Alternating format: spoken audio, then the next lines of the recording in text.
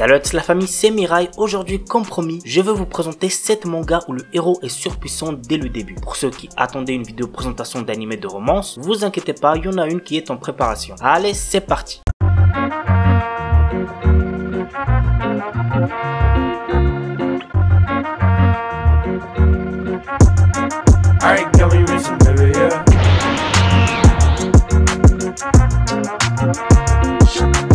On commence avec Assassin's Pride. Dans un monde où seuls les nobles sont capables d'utiliser le mana, Melida est une jeune fille qui, bien que née noble, est incapable de l'utiliser. Kufa, notre héros, un officier des forces spéciales, reçoit alors l'ordre de devenir son professeur particulier et d'enfin éveiller cette héritière sans talent au mana. Le manga pour genre action, comédie, drame, fantasy, romance et pour thème apprentissage, école, magie, organisation secrète.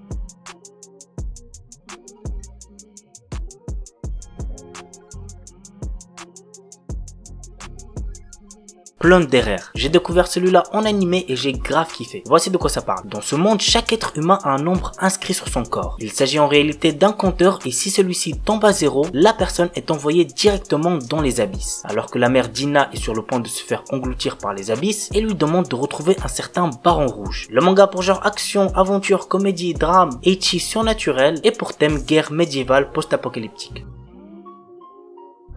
The Unlimited Iyubu Kyusuke. Kyusuke Iyubu est un puissant esper, un être disposant de pouvoirs paranormaux. Autrefois trahi, il a créé son propre groupe Pandra afin de protéger les espers des humains qui les maltraitent. Et il n'hésite pas à employer la force ou à tuer pour cela. Le manga pour genre action, drame, surnaturel et pour thème pouvoir psychique.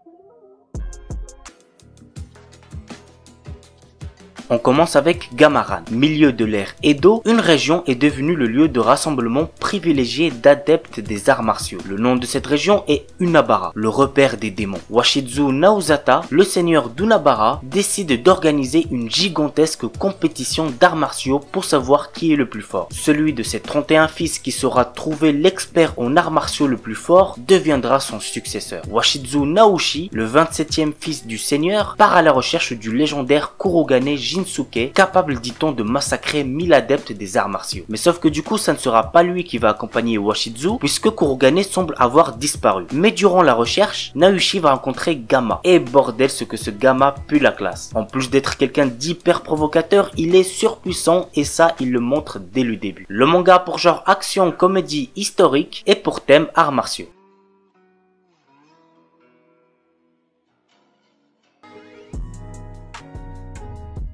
Vagabond. Je pense que pour la plupart d'entre vous, vous devez connaître, mais j'ai voulu le mettre parce que j'apprécie de ouf ce manga. En 1600 a lieu la terrible bataille de Sekigahara qui assied le pouvoir du shogun Tokugawa. Parmi les combattants se trouve Musashi, le fils d'un grand samouraï qui est prêt à tout pour survivre. Alors qu'il revient dans son village natal, il est pourchassé pour avoir déserté et se trouve rejeté par les habitants. Commence alors pour lui une longue errance avec un unique objectif, améliorer sa maîtrise de la lame et devenir le meilleur samouraï du Japon. Le manga pour genre action, drame, historique et pour thème arts martiaux.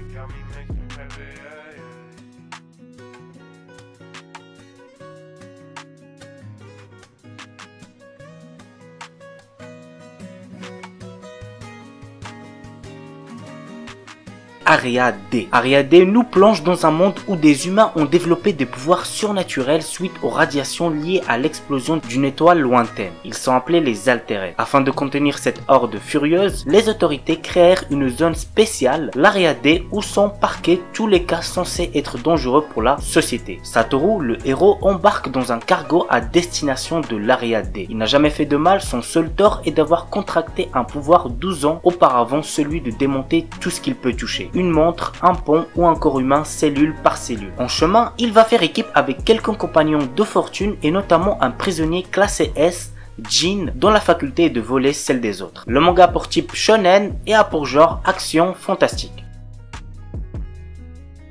Et on termine avec le célèbre Noragami. Yato est un dieu à tout faire capable de terrasser des monstres venus de l'au-delà. Mais son orgueil et son égoïsme le rendent aussi impopulaire parmi les esprits que parmi les humains. C'est cet éternel loser que Iori croit sauver au péril de sa vie en l'empêchant de se faire renverser par un bus. Au seuil de la mort, cette dernière acquiert la capacité de séparer son âme de son corps et de voir les créatures qui hantent notre monde. Coincé avec Yato jusqu'à ce qu'il la rende humaine de nouveau et le suit dans toutes ses galères.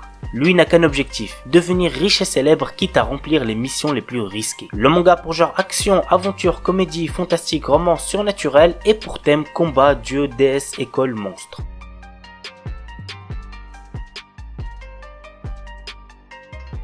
Voilà la famille, c'est tout pour la vidéo 7 mangas où le héros est surpuissant dès le début. J'espère que ça vous aura plu. Et puis moi je vous dis à samedi pour une nouvelle vidéo. Sur ce, ciao tout le monde, portez-vous bien, c'était Shkiki.